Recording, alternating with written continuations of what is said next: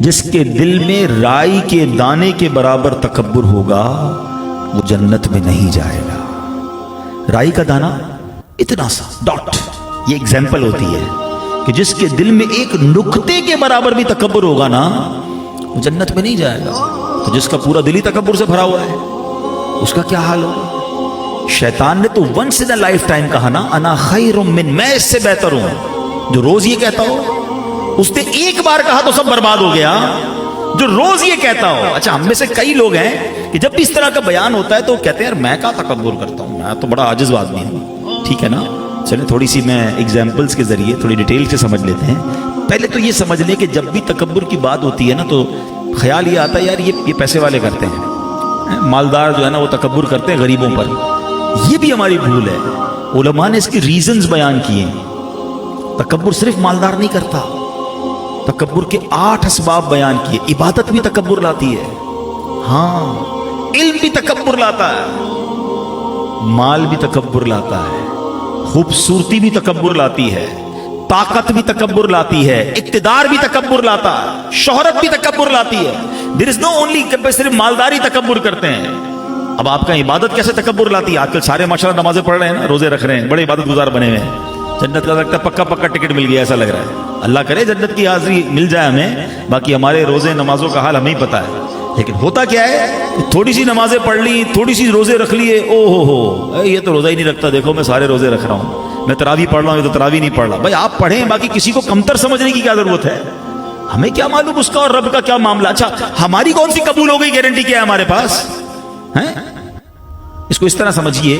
ایک بار ایک بزرگ اپنے بچے کے ساتھ کہیں جا رہے تھے، رات کا وقت ہوا، کسی سرائے میں، کسی آج کل تو ہوٹل ہوتے ہیں، اس زمانے مسافر خانے ہوتے تھے. آرام کیا، تہجد کے لیے باپ بیٹے اٹھے. بیٹا اٹھ کے کہتا ہے ابا جان یہ کیسے لوگ ہیں، کوئی بھی تہجد کے لیے نہیں اٹھا. تو والد بڑی کمال کی شخصیت ہے. آپ نے کہا بیٹا تو بھی سویا رہتا تو ٹھیک ہی تھا. بات ایک جملے میں سمجھا دی انہوں نے. تہجد پڑھ کر باقی لوگوں کو حقیر سمجھ رہا ہے، اس سے بہتر تو بھی سویا رہتا نا. تو یہ بات سمجھیے. آپ روزے رکھیں، نمازیں پڑھیں، صدقہ خیرات کریں، اور you have no right کہ آپ کسی کو اپنے سے کمتر سمجھنا شروع کر دیں. اللہ نکتہ نواز ہے، وہ بے نیاز ہے، نہ جانے کس کو چھوٹے سے عمل پر بخش دے اور میری ساری اگر اتنی ساری نیکیاں تکبر کی وجہ سے برباد ہو جائے.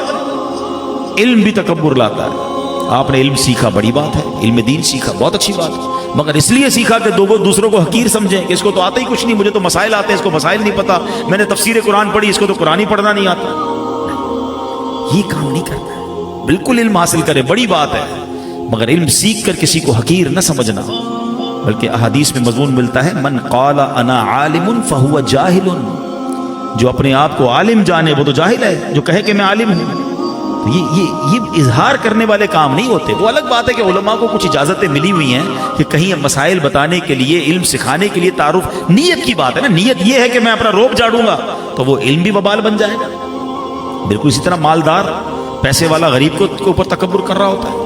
حسین جو ہوتا ہے، خوبصورت ہوتا ہے، وہ کہتا ہے میرا رنگ گورا، میں جناب چمکتے چہرے والا، اس کا رنگ سانولا ہے. طاقتور کہتا ہے یہ کمزور ہے، میرے پاس اتنی طاقت، اتنا اقتدار، اس کے پاس تو ہے ہی کچھ نہیں، چوٹی کی طرح مسل دوں گا. یاد رکھیے یہ جتنے تکبر کرنے والے نا، ایک بات یاد رکھیے گا، چاہے اقتدار ہے، چاہے دولت ہے، چاہے شہرت ہے، چاہے خوبصورتی ہے، چاہے علم ہے، یہ سب رب نے دیا ہے، وہ جب چاہے واپس لے سکتا ہے. ہاں ہم نے مالداروں کو کنگال ہوتے دیکھا ہے، خوبصورتوں کو بیمار ہوتے دیکھا ہے، بستر پر پڑے ہوئے دیکھا ہے. سب کچھ ختم ہو جاتا ہے جب رب چاہے. تو ہمیشہ ڈرتے رہنا ہے، عاجزی کا پیکر رہنا ہے، تکبر قریب نہیں آنے دینا. احادیث میں ایک اور مضمون ملتا ہے کہ قیامت کے دن متکبرین چونٹیوں کی شکل میں لائے جائیں گے، جن کو لوگ اپنے پیروں ترے روند کر قیامت کے دن جائیں گے. بہت بڑا گناہ ہے. یعنی یوں کہا جائے کہ اس کائنات میں جو سب سے پہلے گناہ ہوئے نا، سب سے پہلے گناہ ہونے والوں میں سے گناہ ایک تکبر بھی ہے. تو شیطان نے کیا تھا اور اس کا نتیجہ اس نے کیا بھگتا. تو ہم کدھر جائیں گے؟ عبادت ضرور کیجئے، روزے رکھیے، نمازیں پڑھیے، مگر عاجزی کا پیکر رہیے. اب کئی لوگ اس وقت راشن بانٹ رہے ہوں گے، کئی لوگ اس وقت افطاری کروا رہے ہوں گے، کئی لوگ اس وقت جناب چندہ دے رہے ہوں گے اللہ کی راہ میں. بہت اچھی بات ہے، ساری نیکیاں ہیں، مگر یہ کرتے ہوئے بھی نا عاجزی کے پیکر رہنا ہے. میرا کوئی کمال نہیں کہ میں کسی کو افطاری کرا رہا ہوں، میرا کیا کمال میں کسی کو راشن دے سکتا ہوں، میری اوقات میں کسی کی مدد کر سکتا ہوں، میرے رب نے مجھے دیا ہے. मैं हूं कौन जो किसी की मदद कर सकता हूं? अरे देने वाला तो उसकी आंखों में आंसू आने चाहिए कि अल्लाह तेरी मेहरबानी, मुझे इस काबिल बनाया कि मेरी वजह से किसी का इफ्तार हो रहा है, मुझे इस काबिल बनाया कि मैं किसी की मदद कर रहा हूं, मेरे गुनाह कितने हैं? तो सजदा शुक्र अदा करो कि मौला तेरी मेहरबानी, देने वाला बनाया, मांगने वाला नहीं बनाया। कभी अकड़ना नहीं है, कभी फूलना नहीं है। और अब मैं आखिरी बयान, तो ये टॉपिक इतना तवील है कि इसमें बहुत सारी बातें हो सकती हैं, मगर मैं 2-3 एग्जाम्पल से समझा देता हूं कि बाज़ औक़ात हम लोग सोच रहे होते हैं कि नहीं यार मैं तकब्बुर, अभी भी हो सकता है भाई, अब मौलाना साहब बात तो बिल्कुल सही कर रहे हैं, तकब्बुर बहुत बड़ा गुनाह है, बिल्कुल नहीं होना चाहिए, मगर मैं नहीं करता। मैं 2-3 आपको एग्जाम्पल समझाता हूँ ताकि अंदाज़ा हो कि तकब्बुर एक्चुअली हम कैसे कर जाते हैं, हमें पता भी नहीं चलता। क्या हम किसी गरीब मुसलमान को अपने साथ बिठाना पसंद करते हैं जिसके कपड़े थोड़े से मैले से हों? क्या किसी गरीब मुसलमान के साथ बैठकर खाना खाना पसंद करते हैं? क्या उसको अपनी सवारी में अपने साथ बिठाते हैं? नहीं, तो फिर तकब्बुर किस शय का नाम है? मेरे आका अलैहिस्सलाम अपने खादिम के साथ बैठकर भी खाना खाया करते हैं, अपनी सवारी पर अपने खादिम को बिठाया करते हैं। क्या अपनी ड्राइविंग सीट के बराबर में कभी अपने मुलाजिम को बिठाना पसंद करते? क्यों नहीं करते? क्या वो इंसान नहीं है? इसका मतलब अपने आप को बेहतर समझ रहे हो ना?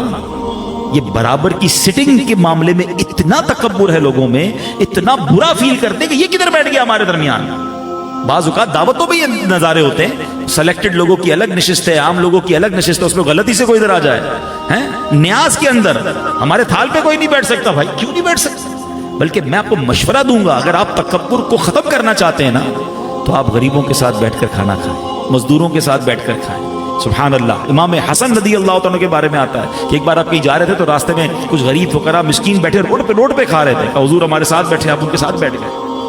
आपने फरमाया तुम्हारा खा तो नहीं सकता हूँ, हम सैयद हैं, आले रसूल हैं, हम सदका नहीं ले सकते, मगर उनकी दिल जोई के लिए उनके साथ बैठे। और फिर फरमाया मेरे घर आना, तुम्हारी मेरे घर दावत है। फिर अपने घर उनकी दावत की।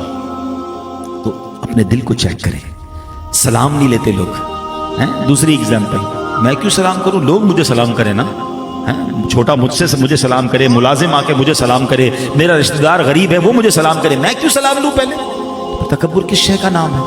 एक तरफ कहते हैं कि हम नबी पाक अलैहिस्सलाम के गुलाम हैं, मेरे आका अलैहिस्सलाम तो वो हैं कि हमेशा सलाम में पहल फरमाते हैं। छोटा बच्चा भी आता सरकार दो आलम अलैहिस्सलाम सलाम फरमाते। आका तो सबके आका है ना, सारे गुलाम थे ना साहबा भी, मगर वो आका होकर सबको सलाम करें। मैं कहूँ नहीं मुझे मुलाजिम सलाम करे, मैं कभी ऐसा हुआ मैं आगे बढ़ के मुलाजिम को सलाम करूँ, हाथ मिलाऊँ, तबीयत पूछूं, किसी गरीब मस्जिद के खादिम से बजा के सलाम करूँ? ये छोटी छोटी बातें ही समझनी है कि दिल कहीं और है, सहन कहीं और है, दिल तकब्बुर में डूबा हुआ लगता है। बल्कि उलमा ने तकब्बुर के इलाज में से एक इलाज बयान किया कि अगर आप चाहते हैं ना आपके दिल से तकब्बुर उतर जाए, आजिज़ी मिले, तो लोगों को सलाम में पहल करें, जिसको जाने जिसको ना जाने सबको सलाम करें, आगे बढ़ बढ़ कर सलाम करें। अगर आप चाहते हैं मेरे दिल से तकब्बुर उतर जाए, आप देखिए इंशाअल्लाह बड़ी नरमी आ जाएगी दिल में। हम तो सेलेक्टेड लोगों को सलाम करते हैं, जो जानने वाला है उसी को सलाम करते हैं। मस्जिद में भी नमाज पढ़ के सलाम उसी को करना है जिसको जानने, नहीं जानते तो सलाम ही नहीं करते। ऐसा ना करें, ठीक है? अच्छा, फिर तीसरी बात जो तकब्बुर में जो आप जिसको चेक कर सकते हैं, अमीर बुलाए तो फौरन चले जाएं, और गरीब बुलाए अपने घर पे तो टाइम ही नहीं है हमारे पास, नहीं यार मैं बिजी होता हूँ, पता नहीं है टाइम नहीं है, हैं? अब पता है क्या खिलाएगा गरीब आदमी बेचारा, उसका मेन्यू भी ठीक नहीं होगा, कहाँ उसके घर जाएंगे। अमीर ना बुलाए तो बुरा लगता है, क्या सबको दावत दी सेठ साहब ने मुझे नहीं दी? अपने दिल से पूछे ना ये सब क्यों है? हालांकि मेरे आका अलैहिस्सलाम अपने गुलामों के घर जाया करते थे। बल्कि एक बार तो एक हबशी गुलाम आया, कहता है हुजूर मेरे घर आपकी दावत है, मेरे पास पुरानी चर्बी है और कुछ खजूरें हैं। उस गुलाम ने मेन्यू भी बता दिया कि खिलाना क्या है, मगर मेरे आका अलैहिस्सलाम उसके घर भी तशरीफ ले जाते हैं। तो हम उस नबी की उम्मती हैं ना, तो खुदारा अपने दिल से तकब्बुर को दूर कीजिए, चेक कीजिए कि कहीं मैं इस बीमारी में मुब्तला तो नहीं, मैं कहीं जाऊं लोग खड़े ना हो तो बुरा लगता है, अच्छी जगह पर ना बिठाएं तो नाराज हो जाते हैं। इसका मतलब मुझे अच्छी जगह क्यों मिलनी चाहिए कि मैं बाकी लोगों से अच्छा हूं, सुपीरियर हूं? तकब्बुर और किस शय का नाम है? सुन्नत पता है क्या है? बंदा महफिल में है, जिधर जगह मिले उधर बैठ जाए, फलांगना भी नहीं चाहिए लोगों को। हम क्या नहीं यार वीआईपी सीट पे बैठूंगा, वीआईपी आदमी हूं, लोग बिठाए वो अलग बात है, आपके दिल में तमन्ना नहीं होनी चाहिए। ये बड़ी बारीक लाइन है जिसको हमें समझना होगा। अल्लाह ने अगर आपको हसीन बनाया है तो ये रब की मेहरबानी है। अब आप जनाब किसी का अगर रंग दुरुस्त नहीं है, बेचारे का कद छोटा है, लंबा कद है, या उसका जिस्म फरबा है, तो उसका नाम रखोगे کہ یہ موٹو ہے تو یہ پتلا ہے تو یہ لمبا ہے تو کانا ہے تو کالا ہے. سوچئے, اس کا مذاق اڑاتے ہیں, اس کی طرح چل کے دکھاتے ہیں, اس کی طرح بول کے دکھاتے ہیں اور مذاق اڑا رہے ہوتے ہیں اس کا.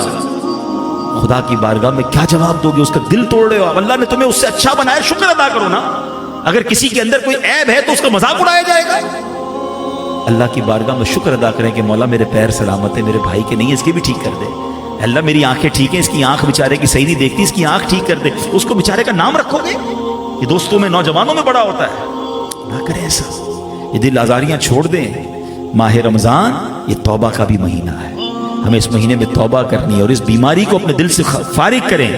اور اس کا ایک خوبصورت علاج یہ ہے کہ بندہ اللہ سے دعا کرے کہ اے اللہ میرے دل کو تکبر سے پاک کر دے, مجھے عاجزی کا پیکر کر دے. شعر تو بڑا پڑھتے ہیں, تیری عاجزی پہ لاکھوں, تیری سادگی پہ لاکھوں, ہو سلام عاجزانہ مدنی مدینے والے. لیکن ہمارے اندر عاجزی ہے کہ نہیں؟ اگر یہ تکبر دل میں آ گیا نا تو برباد ہو جائیں گے. شیطان ہمارے سامنے مثال ہے, ایک بار تکبر کیا سب چلا گیا. کیا معلوم میرے روزے, نمازیں, عبادتیں سب منہ پہ نہ مار دی جائیں. اللہ کرے کہ یہ بات آج ہم سیکھیں.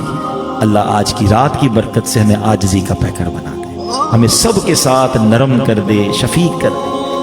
علماء نے ایک اور بڑا پیارا اس کا انداز لکھا ہے کہ اگر آپ چاہتے ہیں نا کہ آپ کے دل سے تکبر صاف ہو جائے, اپنا سودا سلف, اپنا سامان خود اٹھائیں. کچھ لوگوں کو یہ بھی بڑا برا لگتا ہے جب ملازم ساتھ ہے, وہ میرا چپل اٹھائے گا, وہ میرے بیگ اٹھائے گا, میں کیوں اٹھاؤں؟ اگر آپ کو یہ فیسلٹی حاصل بھی ہے نا کہ آپ کا سامان کوئی اور اٹھاتا ہے تو آپ جان بوجھ کر اپنا سامان پبلک میں اٹھا کر جائیں. روایتوں میں یہاں تک آتا ہے کہ نبی پاک تو گھر کی سبزی اٹھا کر جاتے تھے. حالانکہ کتنے خادم, سارے صحابہ خادم تھے, مگر کیا عاجزی کا انداز تھا. کاش ہمیں بھی یہ انداز سیکھنے کو مل جائے, ہم بھی عاجزی کے پیکر بن جائیں. باتیں تو بڑی بڑی کرتے ہیں لیکن چلیں, بزرگوں کی باتیں ہیں, بڑوں کی باتیں ہیں, اللہ ان کے صدقے ہمیں بھی عاجزی نصیب فرمائے.